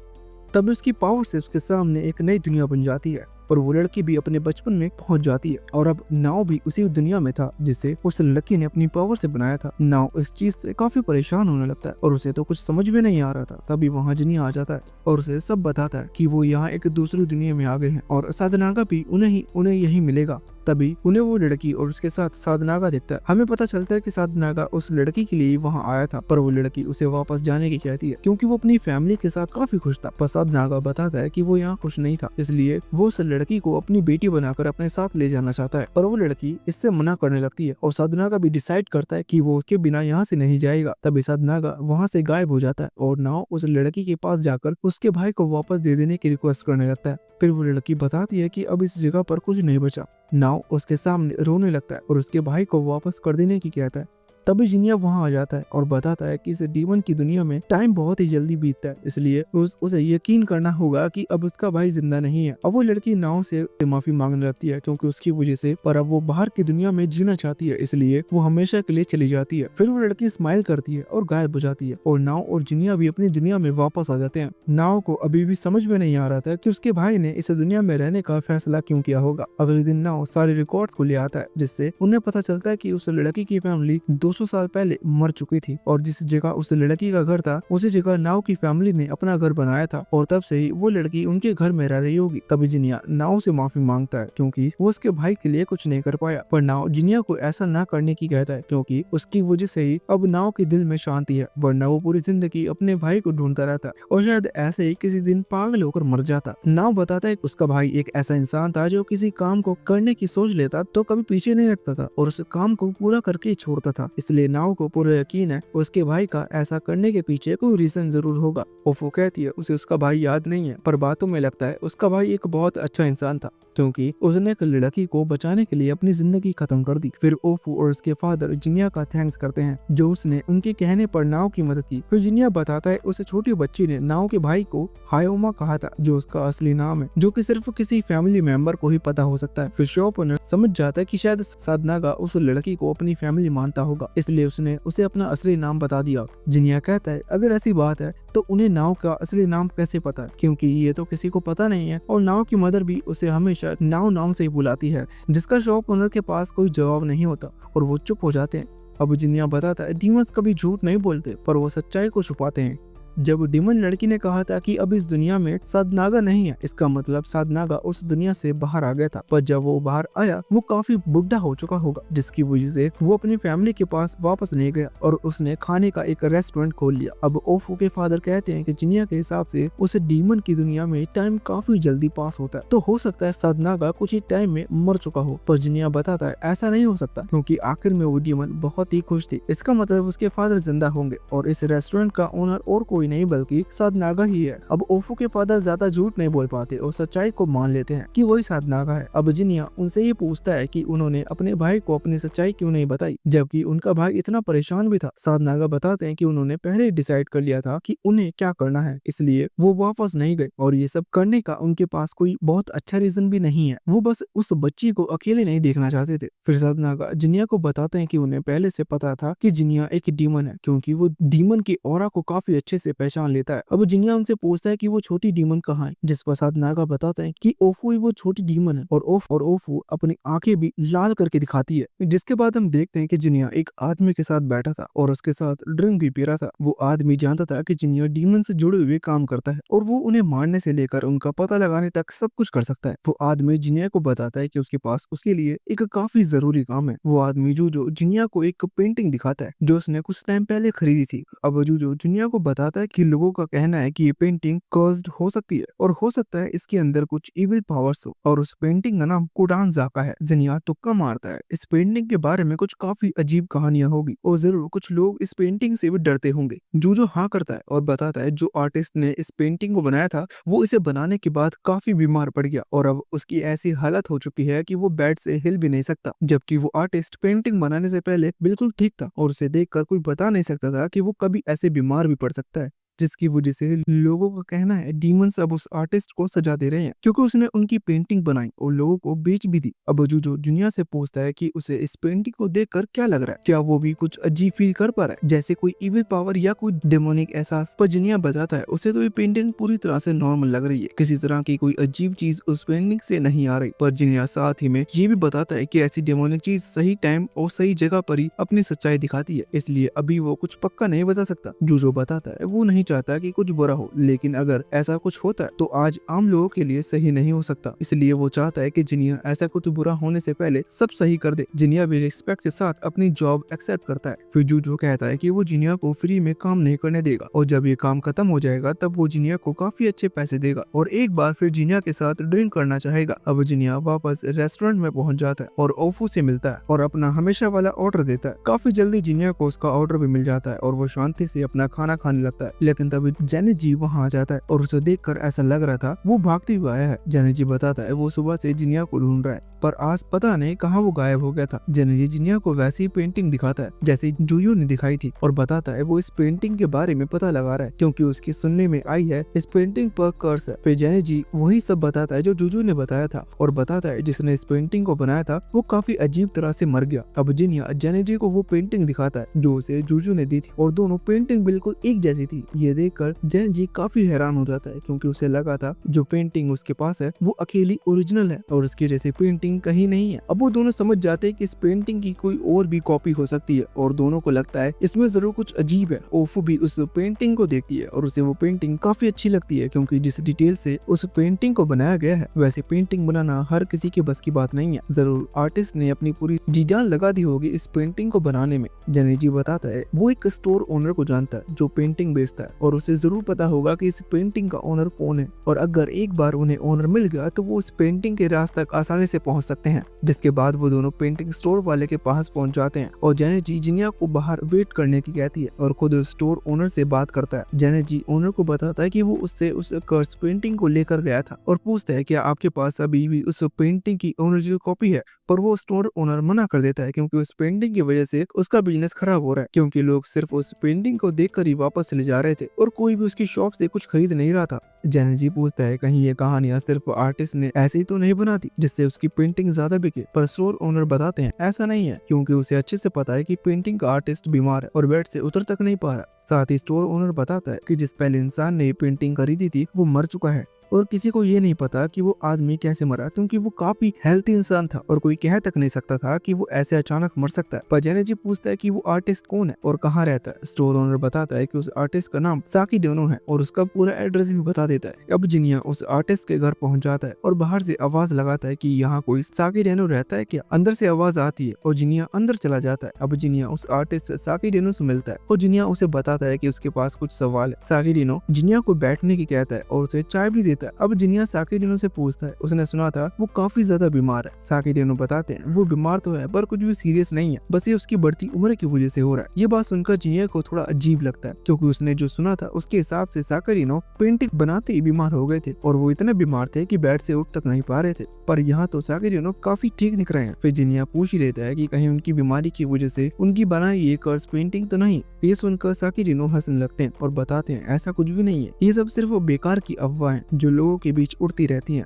वो तो अब ऐसी काफी बातें सुन चुके हैं और बस इस पर ध्यान तक नहीं देते। वैसे भी अब इतनी उम्र में वो पेंटिंग भी नहीं बना पाते तो वो इन बातों पर ध्यान नहीं देते, वो बस आराम के साथ अपनी बची हुई जिंदगी बिताना चाहते हैं। अब जिनिया वो पेंटिंग दिखाता है और साकी डेनो से पूछता है कि उसने सुना है कि उन्होंने इसे पेंट किया है। साकी डेनो उस पेंटिंग को देखते हैं और बताते हैं उन्हीं ने उसे बनाया है और उसे देखकर उनकी कई पुरानी यादें ताजा हो गई जैसे वो सब कल ही की बातें हों। जिनिया बताता है वो इस पेंटिंग के पीछे की सच्चाई के बारे में पता लगाने की कोशिश कर रहा है और साकी डेनो से पूछता है अगर वो इसमें उसकी मदद करे तो काफी अच्छा होगा। साकी डेनो काफी अच्छे इंसान है और वो तुरंत ही मदद करने के लिए मान जाते हैं। साकी डेनो बताते हैं कि कुडान जाका वो लेडी है जिनके ऊपर इस पेंटिंग को बनाया गया है। जिनिया पूछता है क्या कुडान जाका उस लेडी का नाम है जो पेंटिंग में दिख रही है, पर इस पर इससे साकी डेनो मना करते हैं क्योंकि कुडान जाका नाम एक आदमी ने दिया था जिसके पास एक कटाना थी जो कडानो विलेज में बनी थी और उस आदमी का नाम मोटोहारो था। ये बात सुनते ही जिनिया हैरान हो जाता है क्योंकि मोटोहारो तो वो आदमी था जिसने जिनिया को नई जिंदगी दी थी और जब जिनिया अपनी सिस्टर के साथ घर से भाग गया था तब उसे अपने घर ले गया और पाल कर इतना बड़ा किया, यहाँ तक कि उसे स्वॉर्ड चलाना भी सिखाया था। तभी जिनिया को एक मेमोरी याद आती है जहाँ मोटोहारो जिनिया और शियोयुकी को डीमन अटैक से बचा रहे थे और वो अपने आप को काफी बुरा बताते हैं क्योंकि वो उस लेडी को बचा नहीं पाए जिससे वो सबसे ज्यादा प्यार करते थे। पर मोटोहारो जिनिया को उनकी तरह ना बनने की कहता है क्योंकि वो कभी अपने गुस्से को संभाल नहीं पाए और कभी कुछ बड़ा नहीं कर पाए। मोटोहारो जिनिया से कहता है कि वो एक ऐसे इंसान बने जो अपने गुस्से को भी सही जगह लगाकर उसका सही यूज कर सके और जाने से पहले जिनिया को इंचार्ज बना देता है। फिर शियोयुकी और सोजुमे की जिम्मेदारी भी जिनिया को दे देते हैं। अब प्रेजेंट में जिनिया साकी डेनो से मोटोहारो के बारे में और बताने की कहता है और बताता है कि मोटोहारो ने उसे पाला था और एक तरह से वो उसके फादर ही थे। साकी डेनो कहते हैं उसे खुशी होगी जिनिया को सब बताने में और वैसे भी बिना मोटोहारो के बारे में बताए कुडान जाका के बारे में बताना नामुमकिन है। साकी डेनो बताते हैं ये बात जब की है तब वो जवान हुआ करते थे और वो एक नए घर में शिफ्ट हो रहे थे, पर उनके घर में पहले से एक लेडी रह रही थी। साकी डेनो उस लेडी से उनका नाम पूछते हैं पर वो लेडी कहती है वो उन्हें उसका नाम तो नहीं बता सकती पर वो उसे नेमलेस बुला सकते हैं। जैसे जैसे टाइम बीतता है साकी डेनो और नेमलेस लेडी अच्छे दोस्त बन जाते हैं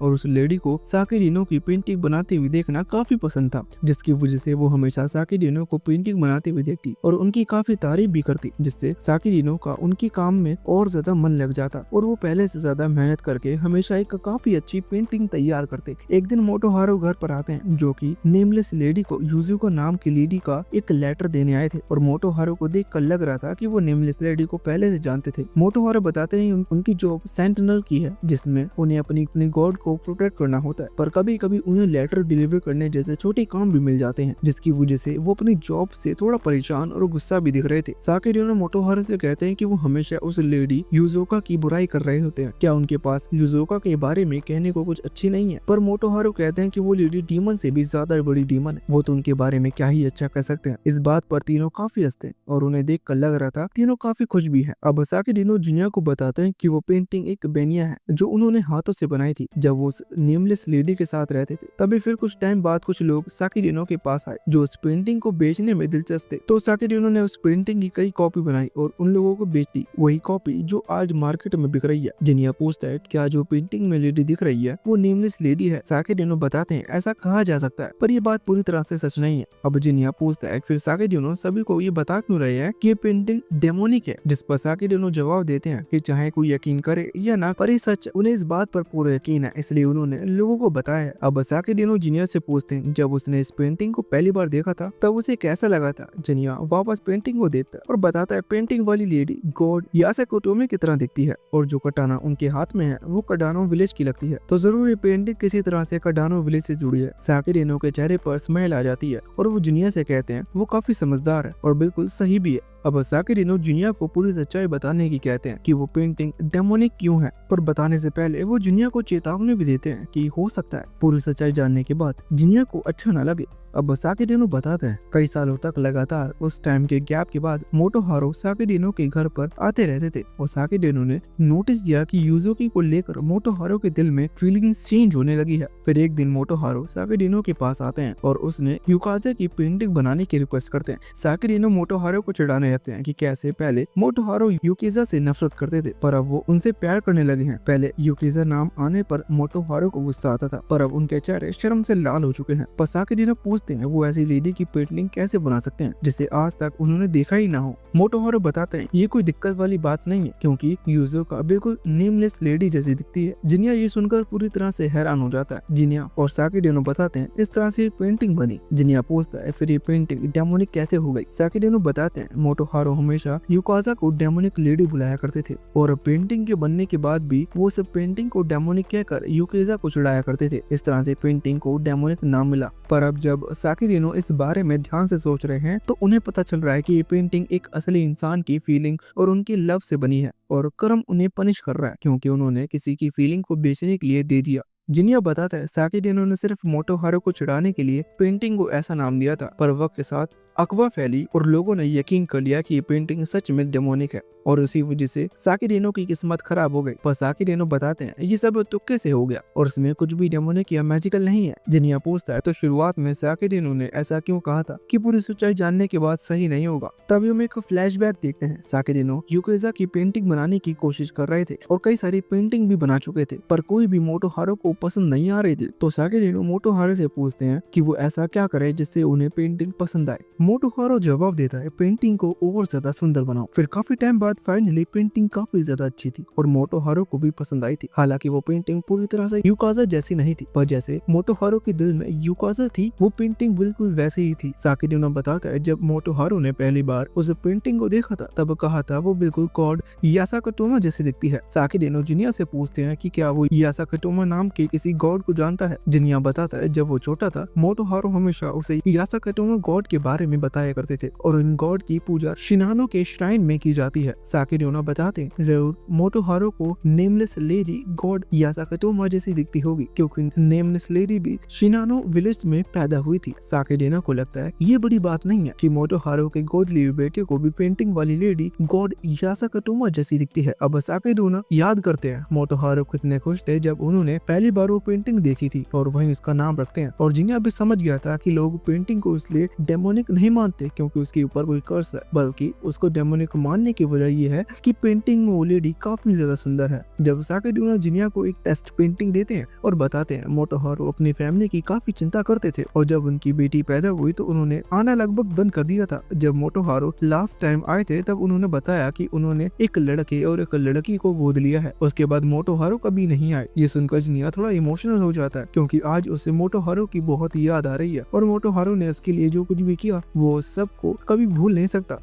जिसके बाद जिनिया ओफो की शॉप में वापस आ जाता है और वो काफी अलग दिख रहा था तो ओफो उससे पूछ ही लेती है कि कहीं कुछ हुआ तो नहीं। जिनिया बताता है आज उसे पता चला कि उसके फादर कितने ज्यादा ग्रेट इंसान थे। ओफो कहती है फादर होते ही ग्रेट है, चाहे वो जिनिया के हो या किसी और के भी। जिनिया कहता है शायद ओफो सही कह रही है। रात में जिनिया जोजो से मिलता है और उसे बताता है कि पेंटिंग में कोई दिक्कत नहीं है और ये बिल्कुल भी डेमोनिक नहीं है, इसलिए किसी को भी चिंता करने की जरूरत नहीं है। जोजो चाहे तो इस पेंटिंग को बेचे या खरीदे, उसे कोई दिक्कत नहीं होगी। जोजो पूछता है फिर जो लोग पेंटिंग को बेच रहे थे वो मर क्यों रहे थे। जिनिया कहता है ये जरूर कोइंसिडेंस होगा। जोजो भी ये सुनकर खुश हो जाता है और जिनिया की पेमेंट दे देता है और दोनों साथ में ड्रिंक भी करते हैं।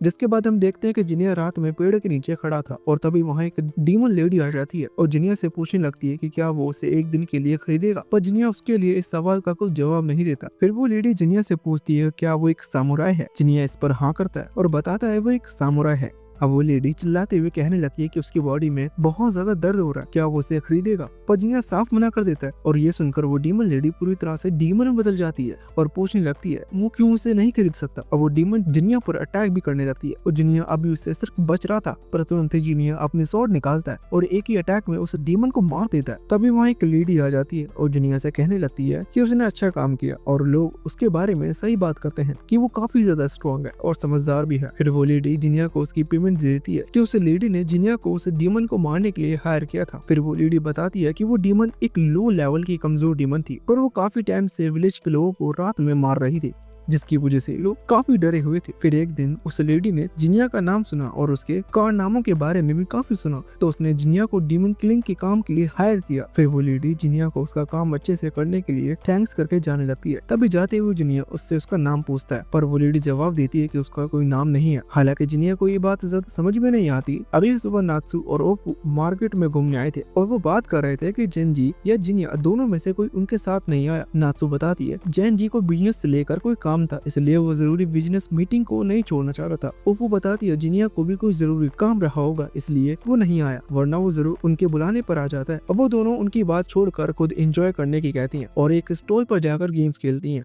और अगले स्टॉल पर दूसरी गेम खेलती हैं। फिर वो खाना भी खाती हैं और काफी मजे करती हैं। फिर एक स्टॉल पर वो दोनों एक प्लांट को देखने लगती हैं और वो बताती है ये प्लांट लेटिन प्लांट है जो डीमन को काफी ज्यादा पसंद होते हैं। ये सुनकर नात्सु उस प्लांट को लेने से मना करने लगती है और ओफू उससे पूछती है कि वो डीमन को इतना ज्यादा हेट क्यों करती है, जिस पर नात्सु बताती है सिर्फ वही नहीं सभी डीमंस को हेट करते हैं। नात्सु बताती है डीमंस इंसानों को मारते हैं और खाते हैं और इससे बड़ी वजह क्या हो सकती है उन्हें हेट करने की। नात्सु ओफू से सबसे बड़ी स्वॉर्ड मैन के बारे में पूछती है। ओफू बताती है वो तो सिर्फ एक ही को जानती है जो जिनिया है, पर नात्सु बताती है 4 साल पहले भी एक स्वॉर्ड मैन था जो नात्सु का ही बॉडीगार्ड था पर उसे डीमन ने मार दिया था। डीमन उसकी आंखों को खा गया था और वो भी वहीं तड़प तड़प कर मर गया। नात्सु बताती है जिनिया तो काफी अच्छा स्वॉर्डमैन है क्योंकि वो काफी स्ट्रॉन्ग है और सभी के साथ अच्छे से बात भी करता है और अच्छे से रहता है। फिर नात्सु बताती है जिनिया की वजह से ही उसे जिंदगी जीने की वजह मिली और पता चला कि वो जिंदगी में आगे क्या क्या कर सकती है। साथ ही जो लोग उसके लिए मर गए वो उन्हें कभी भूल नहीं सकती, पर अब उनकी यादों के साथ नात्सु ने जीना सीख लिया है। वो दोनों वहाँ बात ही कर रहे होते हैं तभी अकिस्ता नाम की एक लड़का उन्हें कुछ चीजें देखने के लिए बुलाता है और वो दोनों उसके पास जाती हैं। ओफू को याद आता है वो लड़का तो उसकी शॉप में नूडल्स खाने आता रहता है और नात्सु बताती है उसने भी उस लड़के के साथ काफी बिजनेस किया है। अब नात्सु ओफू को बताती है कि अकिस्ता की फैमिली भी मर्चेंट है और वो भी सभी बिजनेस करते हैं। अकिस्ता उन चीजों को दिखाने लगता है जो वो बेच रहा था, हालांकि वो सब नात्सु को बहुत ज्यादा पसंद नहीं आती और वो भी उसकी बहुत तारीफ तो नहीं करती। फिर अकिस्ता नात्सु को एक चीज दिखाता है पर वो भी नात्सु को ज्यादा पसंद नहीं आती। ओफू नात्सु को ऐसे उदास न होने की कहकर दूसरी चीजें देखने की कहती है नात्सु को आखिरकार एक स्पैरो का लॉकेट पसंद आता है और अकिसा उसे उसके बारे में बताने लगता है। नात्सु को वो काफी ज्यादा पसंद आ गया था, इसलिए वो उसे खरीदने के लिए कहती है। फिर नात्सु बिना पैसे की चिंता किए उसे खरीद लेती है और अकिसा नात्सु को एक दूसरी चीज भी गिफ्ट में देता है और बताता है ये उसके साथ फ्री है। उन दोनों को यकीन नहीं होता। वो वापस पूछती है कि क्या वो सच में ये लेकर जा सकती हैं। अकिस्ता बताता है वो ले जा सकती हैं। ये सुनकर दोनों खुश हो जाती हैं और अकिस्ता को थैंक्स करके आगे चली जाती हैं। अब रात हो जाती है और हम जिनिया को देखते हैं जो कि किसी डीमन का पीछा कर रहा था, पर वो डीमन उसे नहीं मिल रहा था। तो जिनिया अपने स्वॉर्ड निकाल लेता है और तभी जिनिया को वो डीमन दिख भी जाता है, तो जिनिया उसे एक ही अटैक में खत्म कर देता है। तभी एक आदमी सामने से आता है और जिनिया को थैंक्स करता है क्योंकि उसकी मदद की वजह से अब वो रात में आराम से सो सकते हैं। फिर वो आदमी जिनिया को कुछ गिफ्ट्स भी देता है और उसकी तारीफ करने लगता है कि वो तो काफी स्ट्रॉन्ग है, क्योंकि इससे पहले भी कई लोगों ने उसे डेमन को मारने की कोशिश की थी पर सब नाकाम हो गए और जिनिया ने तो उसे ऐसे मार दिया जैसे वो उसके लिए उल्टे हाथ का खेल हो। फिर वो आदमी अपने घर से जाने लगता है और जिनिया के साथ एक ड्रिंक पीने की कहता है, पर जिनिया मना कर देता है और कहता है वो नहीं पीता। फिर जिनिया वहाँ से चला जाता है। तभी जिनिया को वो लेडी वापस से मिल जाती है और उससे पूछती है वो यहाँ रात में कैसे घूम रहा है। जिनिया बताता है वो यहाँ मिशन के लिए आया था। लेडी समझ जाती है कि जिनिया ने अब तक उस डीमन को मार दिया होगा। जिनिया वहाँ से जाने लगता है और वो लेडी उसे बताती है कि मीडियम स्पिरिट निकलने वाली है। ये सुनकर जिनिया थोड़ा शॉक हो जाता है और पूछता है क्या सच में, जिस पर वो लेडी बताती है ये पक्की न्यूज है और जिनिया से पूछती है क्या वो उस स्पिरिट को मारना नहीं चाहेगा। हमें पता चलता है कि मीडियम स्पिरिट एक बहुत ही हाई डीमन स्पिरिट होती है जो काफी स्ट्रॉन्ग भी होती है। जिनिया उस लेडी के सवाल का जवाब दिए बिना ही चला जाता है। अब वो लेडी बताती है वो स्पिरिट किसी भी पक्षी, जानवर या इंसान में आकर अटैक कर सकती है, उसकी कोई ओरिजिनल बॉडी नहीं होती। ये कहकर लेडी जाने लगती है और जाते हुए बताती है यूनियन के दिन थोड़ा संभल कर रहना और उस ब्रिज पर भी मत जाना वरना किसी को नहीं पता क्या हो सकता है। अगले दिन जिनिया ओफो की शॉप में जाता है और वहाँ पहले से नात्सु थी और वो काफी अजीब हरकतें कर रही थी जिसकी वजह से ओफो और ओफो के फादर दोनों परेशान थे। ओफो जैसे ही जिनिया को देखती है तो वो उसे बताती है कल वो दोनों मार्केट गए थे और उन्हें एक हेयर पिन फ्री में मिली थी। जब से नात्सु ने वो लगाई है तब से ऐसी वो हरकतें कर रही है। जिनिया समझ जाता है हेयर पिन में कुछ दिक्कत है, इसलिए वो पिन निकालने जाता है पर नात्सु उसका हाथ पकड़ लेती है और अजीब हरकतें करने लगती है। पर जिनिया किसी तरह से वो हेयर पिन निकाल लेता है और देखता है उसमें तो कुछ अजीब नहीं है। पर जब नात्सु हरकतें करने से मना कर रही थी वो जिनिया से चिपक जाती है। तभी वहाँ नात्सु के फादर और जेंजी आ जाते हैं और नात्सु और जिनिया को ऐसा पास देखकर हैरान हो जाते हैं और उनके मन में अजीब ख्याल आने लगते हैं। पर ओफू उन्हें सारी बात बता देती है कि ये कैसे और कब से हो रहा है। जिनिया बताता है हेयर पिन में तो ऐसा कुछ भी खास नहीं है और उसे निकलने के बाद भी कुछ असर नहीं हो रहा। तभी नात्सु बताती है वो हेयर पिन उसे अकिस्ता ने दी थी। ये सुनकर जिनिया कहता है अब तो उस अकिस्ता से ही मिलना होगा, वही बताएगा इस हेयर पिन में क्या है। जिनिया जाने के लिए उठता है पर नात्सु उसका हाथ पकड़ लेती है और उसे जाने नहीं दे रही थी। जिनिया उसे जाने देने की कहता है और बताता है उसे कुछ काम है, पर नात्सु मना कर रही थी और ना ही उसका हाथ छोड़ रही थी। फिर जिनिया नात्सु के सर पर हाथ रखता है और जल्दी वापस आने की कहता है और जल्दी से चला जाता है। जिनिया मार्केट में हर जगह अकिस्ता को ढूंढ रहा था पर वो उसे कहीं नहीं मिल रहा था। तभी जिनिया को याद आने लगता है उसकी इतनी प्यारी बहन थी जो डीमन में बदल गई थी और जो लोग उसे प्यार करते थे सब मर चुके हैं। लेकिन तभी जिनिया सोचता है उसे अपने पास्ट को याद नहीं करना चाहिए, अभी तो बिल्कुल नहीं। तभी अकिस्ता जिनिया के सामने आ जाता है और उससे कहता है सनसेट कितना प्यारा दिख रहा है, रात तो इससे भी ज्यादा प्यारी होगी। जिनिया अकिस्ता से कहता है वो एक बिजनेसमैन है, उसे ऐसे काम नहीं करने चाहिए। पर अकिस्ता पूरी तरह से भोला बनकर पूछता है वो क्या बात कर रहा है, उसने तो ऐसा कुछ भी गलत काम नहीं किया। तभी जिनिया अपने स्वॉर्ड पकड़ लेता है और उससे पूछता है वो है कौन। तभी अकिस्ता अपने अंदर से शैडो जैसा कुछ निकालता है और काफी डरावनी आवाज में कहता है वो अकिस्ता है। तभी अकिस्ता एक शैडो मॉन्स्टर में बदल जाता है। तभी ये पार्ट यहीं पर खत्म हो गया।